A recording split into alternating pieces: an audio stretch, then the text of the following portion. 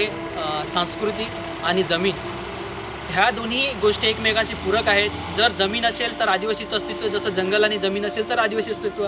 कारण आदिवासीची जमीन राहिली तर त्याला नाचायला किंवा ज्या गोष्टी ज्या संस्कृतीमध्ये करतात त्या करायला. जसं मी आज इथे उभा आहे, जे आदिवासीचं एक दैवत आहे, जो काही चेडा आहे इथे उभा आहे, तर ही एक जंगलामध्ये असलेली. आज आजूबाजूला तुम्ही जर बघत असाल तर ही सगळ्या वाड्या झालेल्या आहेत, चिकूच्या वाड्या आहेत. परंतु हे पूर्वापार परंपरापासून त्या देवाकडे बघून तुम्हाला वाटत असेल की तो एक म्हणजे एक जुनं पुरातन असं एक देव आहे. म्हणजे ते एक लाकडाची एक प्रकृती बनवलेली आहे, प्रतिकृती बनवलेली आहे.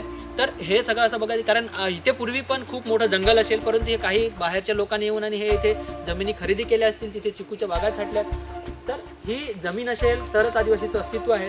आदिवासी संस्कृती खूप मोठं महान म्हणजे जगाला एक शिकण्यासारखी खूप मोठी एक देण आहे. त्या गोष्टीने गांभीर्याने विचार केला पाहिजे. जे काही नाचतात किंवा जे काही क्षण करतात ते काही असेच काहीतरी अंधश्रद्धा नसते, त्याच्यामागचा एक मोठी वस्तू. असंच कोणी नाचत नाही. तारपा जरी वाजवायचा झाला तरी त्याला एक काळ वेळ असतो. त्याच्यामध्ये काही गोष्टी खूप म्हणजे आवर्जून केलेल्या असतात. कोणी असंच काही करत नाही. तर ह्या गोष्टीकडे अंधश्रद्धा न बघता किंवा असंच काहीतरी करतात हे न बघता, त्यामध्ये ही बाहेरच्या लोकांनी, बिगर आदिवासी नंतर आदिवासी जे शिकलेले आहेत त्या लोकांनी पण गांभीर्याने विचार करायला पाहिजे की आमची पूर्वज जे नाचतात किंवा ज्या काही रीतिरिवाज करतात हे काही चुकीचं नाही. गावदेव करतात किंवा रवाल भरवतात किंवा हे काही चुकीचं नाही आहेत. तर एक त्याच्यामागचा मोटिव्ह काय आहे, जुन्या लोकांचा काय उद्देश होता हे आपण समजून घेऊन ती परंपरा आपण पुढे टिकवली पाहिजे. लोक सांगताना फक्त दारूकडेच ब्लेम करतात, ह्या गोष्टी आपण बदलू शकतो. तर ह्या बदलल्या पाहिजेत.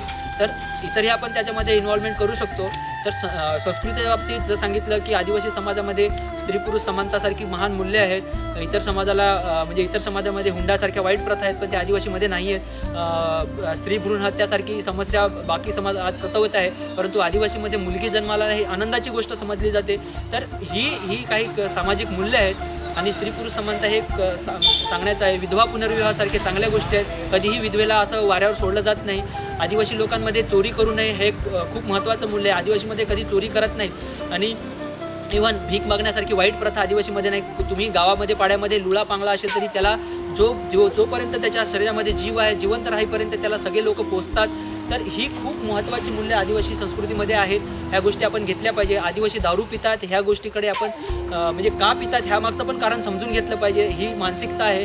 कारण बराच जर आपण खोलवर विचार केला तर आदिवासी संस्कृती नष्ट होण्यामागचं कारण आहे की बाहेर लोकांचं त्याच्यावरती अतिक्रमण होत चाललेलं आहे. आम्ही शिकलो ते हुकलो असं काही गोष्टी सांगतो. आम्हीच आमच्या लोकांना अंधश्रद्धा किंवा हे काहीतरी करतात हे चुकीचं करत हे समजतो, पण हीच त्याच्यावरती सोल्युशन नसून जे आपले पूर्वज जे काही करत आले ह्याच्यामध्ये काहीतरी मोटिव्ह आहे. ते होते म्हणून आज आपण आहोत.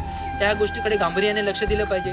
आणि मला एक असं सांगायचं की आज सरकारने काही रिझर्वेशन जरी ठेवले असतील तर आदिवासी संस्कृती जर टिकली किंवा आपल्या आदिवासी तरुणाला जर माहीत असेल किंवा विद्यार्थ्याला जर माहीत असेल माझ्या संस्कृतीमध्ये का आहे, माझे गाव देव का आहेत, हिरवा देव, नारायण देव, बहरम, ज्या गोष्टी जर माहिती असतील तर त्याचं कास्ट व्हॅलिडिटी किंवा ह्या गोष्टी मध्ये कुठे काही अडथळा येणार नाही. कारण तुम्ही जर कुठे कास्ट व्हॅलिडिटीसाठी इंटरव्ह्यूला गेलात आणि इतर देवांची नावं सांगितली किंवा इतर रीतिरिवाज सांगितलं तर तुमचं कास्ट व्हॅलिडिटी आपोआपच तिथे होणार नाही.